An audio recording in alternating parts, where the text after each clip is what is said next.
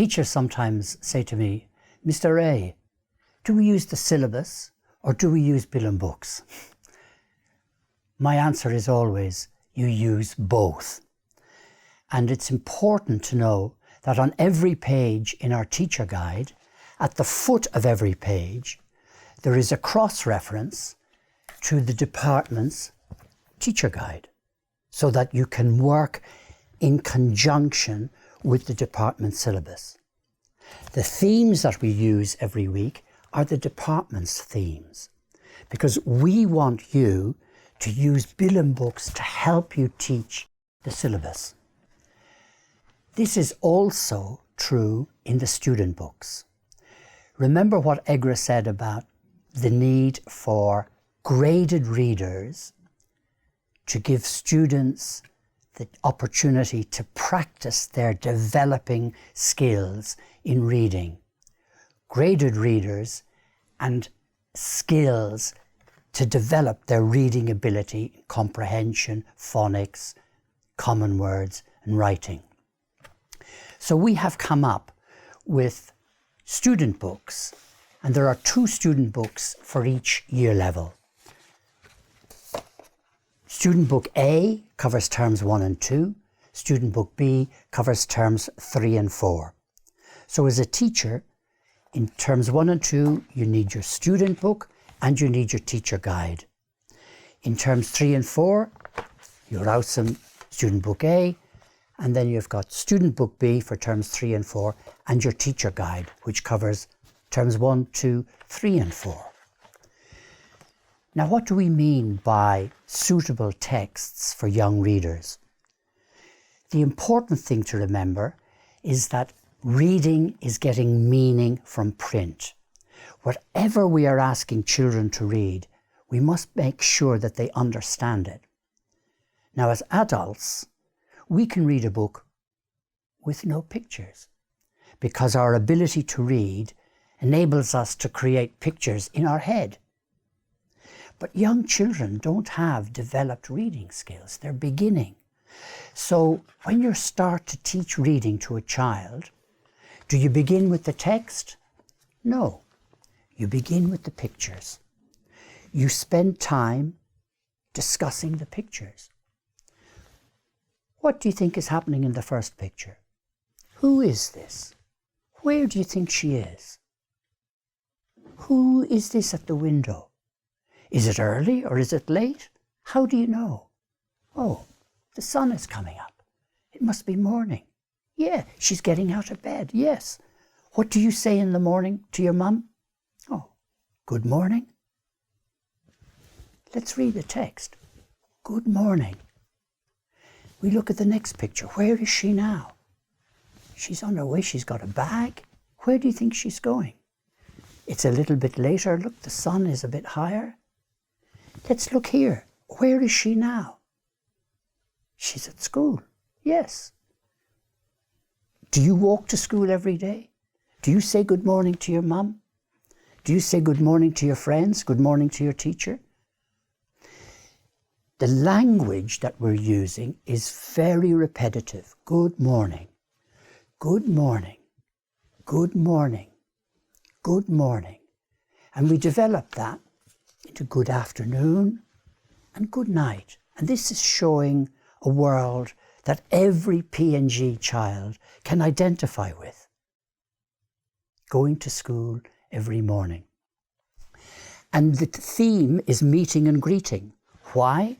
Because that's the theme in the syllabus. So we follow the theme. There is graded reading, followed then by skills. This is a prep book, so we have pre-reading skills. Then we're introducing phonics, common words, a little bit more phonics, and this is some pre-writing activities. So that's term 1, week 2. And then we go into term 1, week 3. And we're building on the vocabulary. The vocabulary here is this is my head, this is my leg, this is my hand. It's very gradual. We want children to succeed. We don't want to make it too difficult for them. And after every graded reading story, we have skills. Again, this is pre-reading. We have phonics, common words, more phonics, and some writing. As we get up to the higher levels, like elementary 1, the pattern is the same. Here is a topic about plants. The theme or topic is from the department's teacher guide. It's about plants. There is a cross-reference at the foot to the teacher's guide, the government's teacher guide, the department's teacher guide, and a cross-reference to our Bilum Books teacher guide. But the children can identify with this. And it's a very simple reading pattern. I can grow. I can grow potatoes. I can grow corn. I can grow yams. I can grow taro. Children learn phrases like I can grow. It becomes part of their sight vocabulary, and that improves their fluency. And following this, we have skills. Phonics, common words. Here it's phonics again, this time doing the middle sound, e, made by the letter E. And we have writing. And the same pattern is repeated week after week.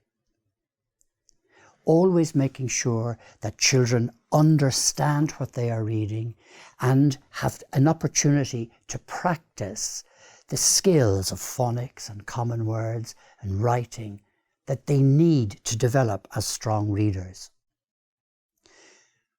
I was in a small school in Central Province in Vanuatu, and this child in E1 read one of our stories.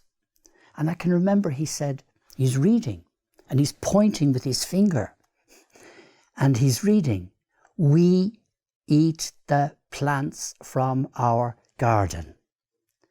Now, it is not Shakespeare, it's not wonderful literature, but that child is getting meaning from print. He could understand the context, why he could recognize the plant, and that's what they do. They eat the plants from their gardens. So to him, it's a simple sentence, but he is getting meaning from print, and he is on the way. Because if you're literate, you can learn anything. Elementary teachers have an opportunity for what I call magic moments in the lives of their children.